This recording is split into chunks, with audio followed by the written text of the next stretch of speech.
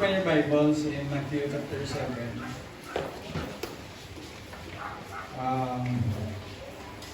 When we speak of religion, it is the reconnection of the people and God. When we speak of reconciliation, that is pagbalikay sa mga nagawa ng mga relasyon. Siningaga, kung may relasyon man nga hindi maguba sa aton, ang relasyon gate sa aton mga ginikanan, especially sa aton ng mga emotional responsibility kay dumduman dito ako na tama gid siya ka protective sa akin. Bahala to si nanay, hindi magkapakal bayo niya. Basta kami mamakla ng bayo, no? Bahala na nga magkaon kami sina, no? Ipaulihigin ang iyang ipaulihigin ang iyang magkuha sa pagkaon. Ipaulay di kami kanang tapos makita kung ganda nga sa visual si tatay, bisan pa sa panahon ng kaon.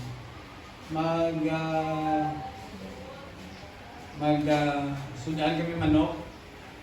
Ang pataw na sa ilonggo pa ni tatay, iwigin na yan kay tatay ng pataw sa manok. Di ginakuha gina ni nanay, gina-reserve gina ni nanay sa ang pataw, ang iwig, ang isog para sa kay tatay. Tapos many times nga si tatay, atin ni tatay, tama kami kang buot ng mga kabataan. Kung kag-eskwela kami, makapasar man kami makapasar man kami kung March ang graduation, makagraduate pa kami sa March. Abi ni tatay, ang buot-buot dito kami ang mga kabataan. Galing, kay ginatabunan lang kami ni nanay. Sa kay tatay, kay madakpan nga na kami ni tatay nga sinaban kami. Si tatay, kusundalo malaan. No? Kung sa tawag pa na sa amon niya, kastigo, militar, gagawin. Ang magulang ko nga babae, wala ko kumabutan pagbunal ni tatay sa iya. Pero ang letter nga, ang balat niya paha, na bakos ni tatay, utod na sa utod na sa magulang ko nga babae ba. Imagine mo kung doon kasakit. So, alin sa to, ginapunggan kami ni nanay. Ginatabunan kami ni nanay. Isang istorya pa. One time sulumbaho ng amon mais. Sulumbaho mais. So, siyam kami nga magulutod. Pero do, anon pa lang ata. Pito pa lang ang naanak. Nagkuhan si tatay sa mais, do pito kabilog yung kuhan ni tatay ng mais. Kagin subba. Ang mga magulang ko kuno nabilinaway sila sa mais, kaya siyempre bilion mo gitong dako, no? Parang nadamo, makalamang gid ba? Basta na sumbagana, ito ako magulang lalaki. Siling tatay, siling nga, kung buka matanan, kung sa tanan, hulatan niyo kung magbalik. Hulat sila magbalik. Harvest si tatay mais, ng mga isang sako nga dala kong punuan. Silingin ang kay nanay, si Alma, sumbahan ka na. Di sumba. Siguro mga 50, siguro kabilog na pa. Nga mais. Kasi tunga-tunga sa ilang kada isa. Ang hindi karoon magkaubos, bakulon ko, silingin tatay. Sige mo. Una namin papangkaon, sa huli pala mo naging tulog ko. Ang nanay pala mo naging daw silot, naging pagpakaon ng mais. Tingin ko bro nanay, magtelepon si tatay, kuhaan ito sa mais, kaya buhay sa bintana. Basta nga makita ni tatay nga naubos ng mais. Tulog na sila, hindi sila pagpatulog. Ako ng nanay. So kung may isa ka bagay nga hindi maguba ang relasyon natin sa ating nanay. Galing kay damo sa mga factors nga sa gusto gid yawa nga bukon, no? Diri sa may Matthew chapter 7. Sinisa mo lang sulatan diri. Verse number 24. Therefore, whosoever heareth these sayings of mine, and doeth them, I will liken him unto a wise man which built his house upon the rock.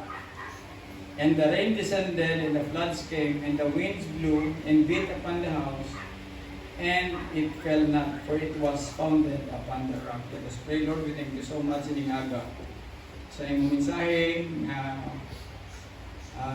ang amon nga standards, especially sa parents, sa relationship sa parents naman, dapat nakabase o naka-anchor gate sa imo Ginoo bilang amon Diyos kaga personal nga manluwas. Salamat Lord sa liwat, buligi kami dito na ng punamon sa Jesus. Amon ni Diyos kag manluwas. Amen. Please be seated. Damon sa mga relasyon, no, o mga parent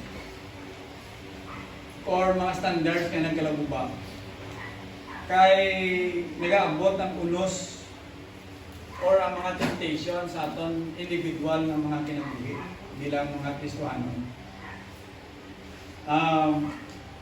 Kung basahon na to ng bilog nga chapter, may verse diri nga may mga tao daw sa pila ka adlaw nga magsinggit sa Ginoo, Lord, Lord, pero wala silang gindawat sa Ginoo kasi hindi ko kamo kilala. Hindi ko kamo kilala. Kay wala sang relasyon sa Ginoo. Wala sang relasyon sa Diyos kamay bilang Diyos. Kaya wala nakadawat kay Jesus Christ bilang nila Diyos kay personal nga maliluwas. Kaya bisan sino nga tao nga nakadawat kay Jesus Christ bilang niya Diyos kay personal nga maliluwas, ginatagas ang gaong nga mga anak ng Diyos. Kaya magabot ang panahon nga sa pila ka adlaw pero sa natabot sa kinuwa nga pasudla kami, pasensya kay hindi ko makasulod sa arka. Kaya sirado na. Sa mulo sirado na relasyon sa Ginoo sa kinuwa. So, sa bilang adlaw, ang matabo sila nga may mga relasyon yung magkalaguba. Kay wala naka-base sa kay Kristo Jesus. Wala naka-pundar, wala naka-angkla sa Ginoo ang aton nga relasyon. Pero kung ang relasyon naton, ang aton nga ginasunod nga giya sa kinabuhi naton, kung nakabase tanan-tanan sa Ginoo, bisan ano mga klase sa unos, hindi maguba ang atong relasyon sa Ginoo. So siningaga, ano ba lang mga unos, ano ba lang mga bagay nga makaguba sa atong relasyon sa Ginoo kag sa iban nga mga tao. Ang una din nga makaguba sa relasyon sa tao kag sa Ginoo, ining tuman nga sakon sa kwarta kag sa material nga bagay. Sila isang lang kasulatan, sila nga sila isang Ginoo, sila nga love of money is the root of all evil. May mga ginikanan kag mga kabataan nga nagakadto sa korte, nagaginasuhay tungod na sa kwarta. Kung familiar ka mo sa Mindanao Star na bus line, sino ka familiar sa Mindanao Star? Siling amen? Amen. Ang ilan nga main brand is Series Liner sa Bacolod City. Ang Series Liner, amo na siyang pinakadako nga bus company sa Bilog nga Asia. Ang Series Liner, gimbakalan ni Batsilor.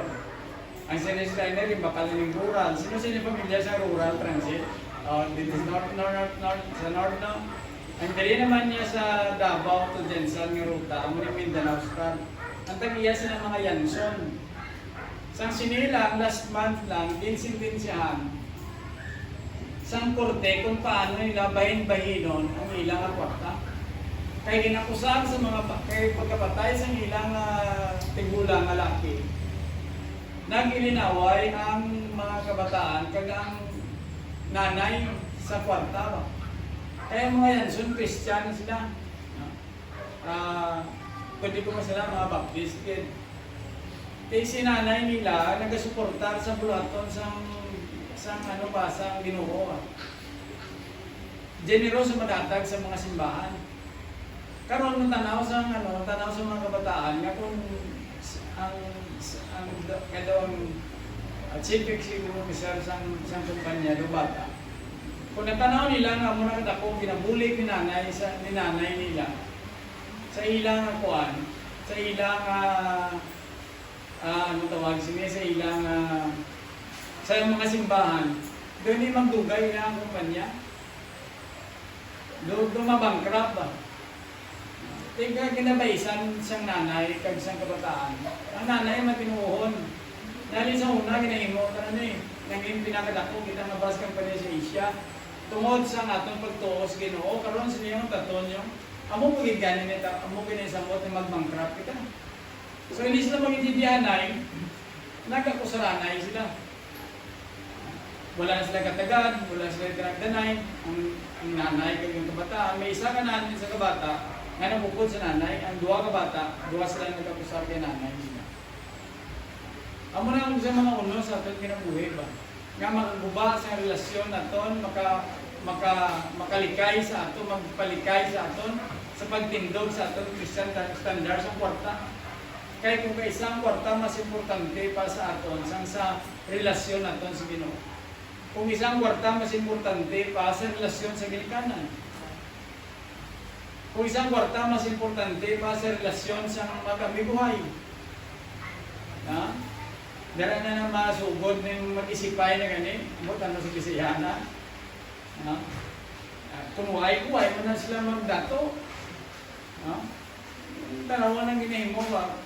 Sa nagligat kung pahulam ka kwarta, subong hindi ka na magpahulam sa akon. Ha? Pila kayo ginatag ko sa imo. Diba? Ano mo nang kalabanan yung mga istorya mo nang gaguba sa mga relasyon.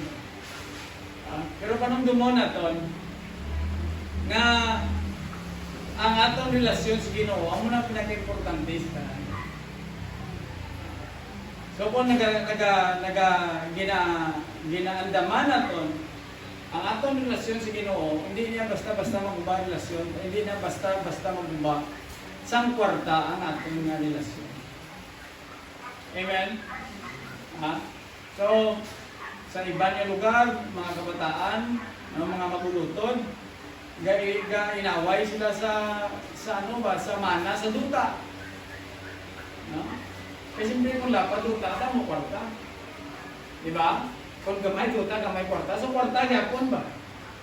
No, kwarta gyapon. So, una nga unos, nga magaguba sa aton nga standard, sa relasyon, kag sa bisan ano man nga bagay, bisan sa honesty pa, ang kwarta. Amen? Ikadua, ano mga unos nga magaguba sa aton nga standard sa Ginoo? No? Kung maghatag kita sang dako nga importansya sa gahom. Gahom. Power. Ang may mga tao pero sumong dapit na election. Tanawon ta ng mga kandidato nga halos tanan ng posisyon nga pwede nila mapadalaganan sa ilang lugar. Padalaganan nila. No? Dire sa Malungon, no? Ang balanyo ng ko kung hindi ko tama. Ari si Bertulong, no? Kay pamilya na sa ating mga municipal official. Damo si Mayor Bong sa mga kauturan, yung kung gani magdalagan, kung gani magdalagan. Ang magkapitan kay sila na naduan ni Mayor Tessa, Mayor si Mayor Bong, si Mayor Tessa, Vice Mayor. Diba, Brad? So damo siya mga kaparintihan nga hindi na mo kadalagan. Pero sa iba ng lugar, na party list, tatay, congresswoman, nanay, gobernador, anak, mayor, anak, vice governor, anak, vice mayor, anak. SK chairman ako. Natanawan nyo? No? Kaya isa may ginapagbuhat ko sa Facebook sa political dynasty gani. Political dynasty. Pero si Lilo, mga defensor, pila sila kabilong may kapadalagan. Ang garin, pila sila may kapadalagan. Kaya nga, agalag gaapa sa gahong. Amen? Sa national offices natin, sa Philippine National Police, may chismis na niya, ang butong doon na katuod. Nga, in order for a general to become the chief PNP, maghatag siya 100 million sa ating presidente para ma-appoint siya as Chief of Philippine National Police. Pero kasi malay. Pero hindi ko kabalo kung hindi ko ma-sure kung tuon na kung hindi. Pero may mga chismis. May mga istorya nga nagalagaw nga muna.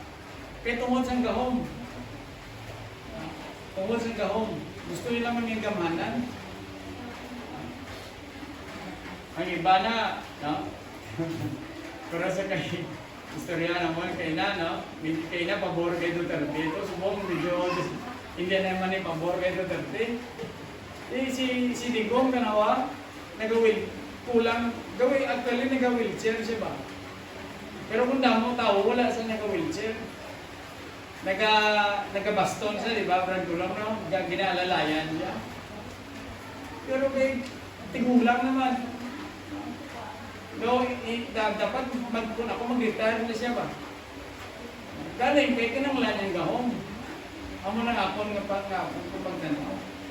No, so ang aton nga kung isa ma-compromise ang aton nga aton nga standard, ma-compromise ang aton relasyon sa Ginoo, ma-compromise ang aton nga relasyon sa aton ginikanan tungod nga gahom ang importante sa aton, hindi ang relasyon naton sa Ginoo. Amen. So, gahom, una, kwarta, ikadua, gahom. Ay, ikatatlo, muna yung pinakadelikado sa tanan. Ang garbo. Pride. Pride. Damo ko nakita ng mga kabataan nga hindi nila nakilalawan ang ginikanan tungod sa garbo nga ara na sa ilang nga tagipusoon kaya nanging doktor na sila. Damo ko nakita ng kabataan yung hindi na mamati sa ginikanan kaya nanging garbo na sila, nanging proud na sila tungod nga sa ilang estado sa mga buhi. Sa eskwelahan naman sa una may dorm sa mga babae, dorm sa mga lalaki dito sa Piak. May mga abot na nga ginikanan, simple ba nga ginikanan sila ng sa umaba, ng batak sa trabaho sa umaba.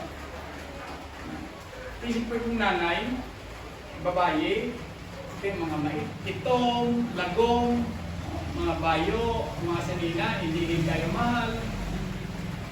Hindi trabaho sa umaba. No?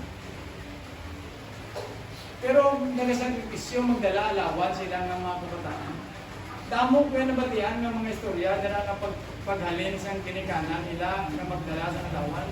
Pangkuton sila sa ila dormit. Sino to ga? Bago mo na, no? Siyang kwanto na mo, ni kargado na mo sa uma. Wala nila ginaako, hindi nahuya sila magambal ng nanay nila tungkol sa sa garbo nila, kaya ang nanay nila hindi wala nakabilis ang mayo.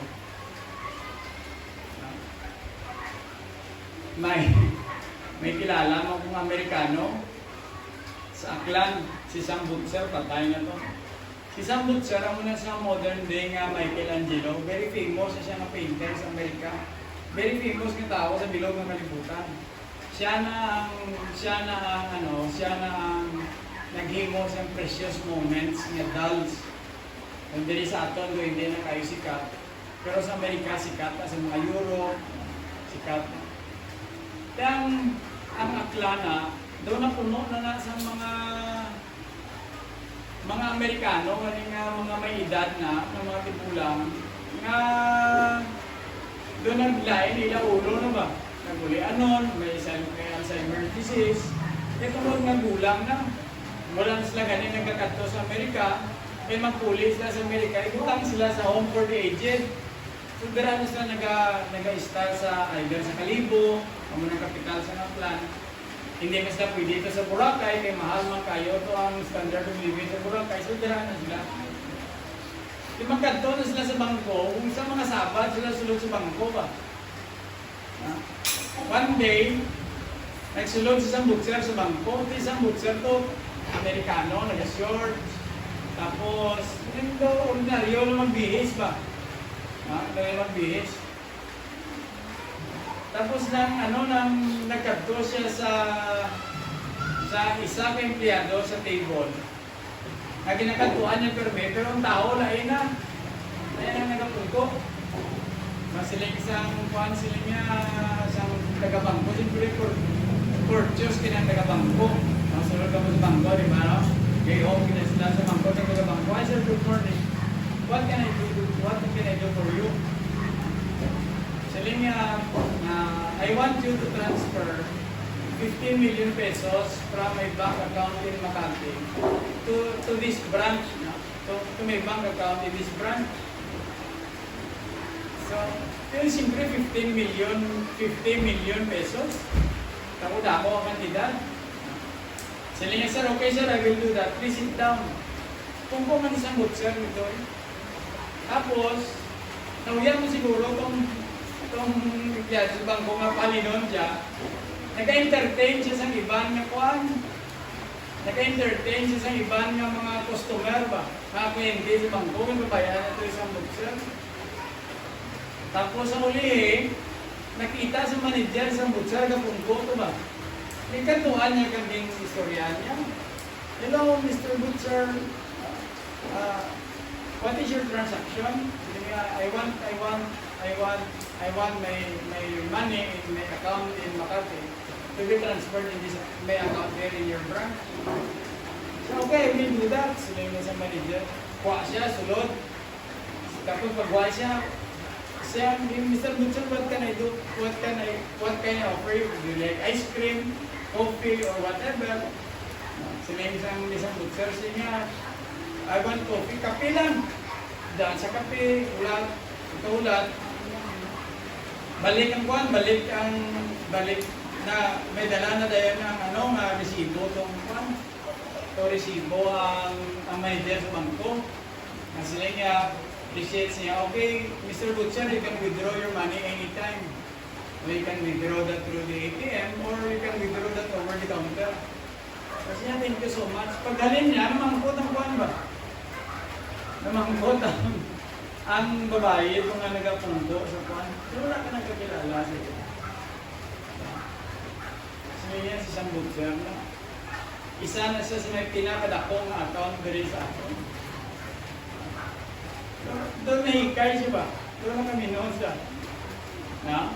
So, kung isa, ang pride sa tao, mga mo na magaguba sa iya. Mamba siya, kuha na ko din sa bangko, taas ang posisyon ko din sa bangko, taas ang posisyon sa trabaho ko, tapos, may magsinabad na din sa akong obra. Pride. May mga kabataan, kaginikanan nga, pila ka tuig na why sila nagtatagdanay. Kaya ang rason, kung di siya magbugno sa ako, di siya magtagad sa ako, hindi mo magtagad sa iya. And that is pride. So ako ng mga uno sa aton kinabuhi na nag-aabot kang magkukuba sa aton ng standard. Damo sa mga hindi ko na mabatsagan sa aton simbahan, kay mga butaan mo. Pero sa ibang simbahan, may mga member ng simbahan nga masimba sila, pero wala sila katagad sila pastor. Wala sila katagad sa ibang membro, kay mambal siya. Dato na ko yan, amo na yung estado ko sa pangabuhi. Pride. Si Lucifer is one, dala sa buko kay Isaiah, siyang isa sa pinaka-bright, pinaka-maayo nga angel. Kaya nakita niya na ginagaan din sang Diyos nga amay ang iyang bugtong anak sa gahom ba? Gusto niya sa Bilaka daw, I will ascend to the highest part. Sabutan mo niya ako sa Bilaka daw, akong kinalaon. Pride. Basta nga may rebellion, nagkuhan sa mga ibang angel. Ang ginimo sa iyagin, labay siya sa impyerno. Ang subo pa kay ibang nga espiritu nila ng kapabilin, pwede sa lupa. Muna ang matabo sa ato. So, because of pride, many relationships were destroyed. Because of pride, many people are going to hell. Because of pride. So na magsulwining kami ang balon, kusang balon, kapin ba na may edad, sinwiningon namon sa una, bago school. Ang basa bang to, kapakadto ka pa lang, kapabalik na kami. Anong buta man sila na this pride? Ang pagbakuhanon ka lang imo yan. Ako ya dugay na, tigulang mo sa imo, that is pride. So magaguba na sa aton nga standard sa Kristiyanon, kaya magaguba na sa aton nga magaguba na sa mga sa relasyon aton sila kasi ibang nga tao. So those are three things nga magaguba sa aton. Una, kwarta; ikaduha, gahom; ikatatlo, ang pride. Bisan sa mga national leaders, may mga kilala kung mga national leaders nga way pa nakapungko. Namin man istorya si mo daw mag-spend pa siya ganit pila ka oras sa imo ang mag-istorya. Pero nang barangay kagawad pa lang, hindi naman agad. Much more kung gayong sa Indian, puro ka may nakilala mo niya siya. Much more magkapitan sa pagmayor siguro, no? Hindi naging siya managad eh. Ang muna nga ang bansang kumpare si Brad Phillips. Grabe abilidad. Ang nag-imo si Neo, siya lang nagtudlo kung paano mag-finishing si Neo. Tapos yung pamangkot sa mga amigo, siya, bro, wala kayo pamanggrano, no? Kaya siya kung makakwarta siya, mga pastor, tipuno niya na, kanon niya, kapi, ganyan pa kwarta. Isa nagkakakuha ng asawa yan, kay why na kwarta bilin. So ginamugit, bisa asawa yan ng hambal. Why kagin dyan wala kagin dyan nagtigana para sa aton. Savings ka para magdamo pang kwarta mo, hindi ka na magproblema. Sinasawa. Ano ang balya? Lain kuya ga, lain kuya Meg, magdamo kwarta ko, galain batasan ko, galain ugali ko. Na mas mayo pa nga hindi lang magdamo kwarta, galain ugali ko. Kaya gina-prevent yung iya nga mga butang nga magaguba sa relasyon. So sining aga Christians, very simple things. Nga kung gusto naton nga hindi kita maguba pag-abot sa mga tentasyon, mag-abot sa unos, dito lang kita magpabilin sa atong relasyon kita Kristo Jesus. Kaya mga unos na kusog, una, kwarta; ikaduha, gahom; ay ikatatlo, maling garbo na right natin sa atong. And siling ni Paul sa mga Christian sa Corinth, siling niya, neither give place to the devil. Hindi kita maghatag sa isa ka chance nga gamiton nga magsulod ng yawa sa aton ginabuhi. Kay sudlon ginasang yawa ang aton nga pride. Gamiton ginasang yawa. Gamiton ginasang yawa ang aton ang aton nga pagkasakon sa gahom. Gamiton ginasang yawa ang aton pagkasakon sa kwarta. Remember, sa una, isang barangay eleksyon, pila ka posisyon, isa lang. Pila ka kandidato sa kapitan. Subong senador, 12, pila ka bilog ang nagpapadalagan. Mga gusto mag-senador. Kaya man nga gusto nila, number 1, makakwarta sila. Number 2, gusto nila magamanan sila. Kaya ikatatlo, gusto nila kilalawan sila nga opisyali sila sa bilog na nasyon. Pero kung isipon mo, ano bilang ilang tarawan na ito, ang ilang track record, ano bilang himukan nila. Magkatulong na sila kung eleksyon, kung may eleksyon, hindi ko man makita. ang munang kalabanan nga rason. Pero bisan wise lang nagkakadto. Kung may mga balaod sila nga ginahimo nga pabor sa aton ng mga tao. Pabor sa aton sa Sarangani Province. Sa medical assistance ka. Wala na problema. Kung bisan sila magkadto dire basta matiman nila kita. Amen. Ang Ginoo nagkakadto sa aton na. Hindi man ganin ato makita ang Ginoo, pero ginatiman kita sa Ginoo. Amen. So, dapat ang relasyon naton sa Ginoo niya i-angkor gid naton daragin nakagunit ang aton nga kaisog ara din naggunit ang aton nga pagigugma ang nag-aaral din nagagunit ang aton nga loyalty dira sa Ginoo para hindi kita maguba kung ano man nga unos na mag-abot sa aton nga kinabuhi. Let's pray, Lord. Thank you so much sa Ninyaga. Salamat kay Lord sa imong mensahe sa amon nga yes, Lord. There are many temptations that will come across our lives that we will meet every day. Temptation to gain money, temptation to gain power, and temptation to be proud, O Lord. Pero salamat sa Ninyaga na titulungan kami na hindi kami magpadala sa isang pang-unos na magagba sa aming relasyon sa imo, sa simbahan, sa aming buligin ka rin siya, Lord, tinitay na salamat sa Lord Jesus. Amen. Pero sa pagduko sa imo ulo, yung pagmata. Ano ba mga ulo sa imo kinabuhi? Sigurado ko may arap yun. Pero siningaga, sinublang magkasiling Ginoo, buligi ko kung may mga bagyo, may mga temptations, may mga dapat sa akong kinabuhi. Parang hindi ko maguba ang relasyon nila sa imo kagtapon ko sa simbahan, or sa panimalay sa among palikod. So, kasi siya, nasa mo kamot palikod. Kasi may gusto ko magpamayuan sa Ginoo, ang bal sa iya. Ang bal sa iya. Sige, namang kita sa pagtindog, ang ating altar bukas, gusto niyo mag-pray, din altar. Requesting everyone to please stand up. Please let us pray. Again, most gracious, loving Father God in heaven. Our Almighty Father, again, we thank you so much for your lesson this morning on how to choose leaders and what are the temptations in life, what are the events in our lives that will destroy us, destroy our person, our personality, destroy relationships. Lord, I pray that you will bless each one this morning with more faith, more loyalty to you, and more love to you, Lord.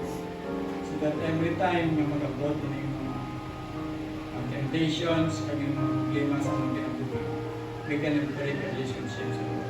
Lord, I pray that whatever we ask you this morning, please give it to them, Lord, according to them.